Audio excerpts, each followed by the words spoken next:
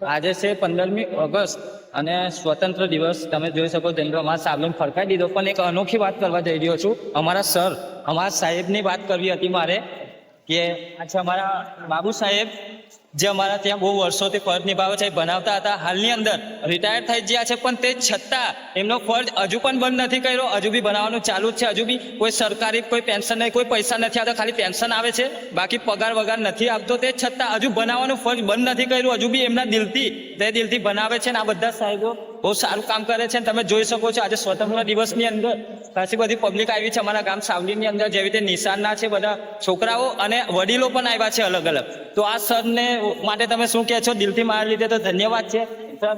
તમે આવો ફરજ નિભાવતા રહો. બહુ સારું લાગ્યું મને.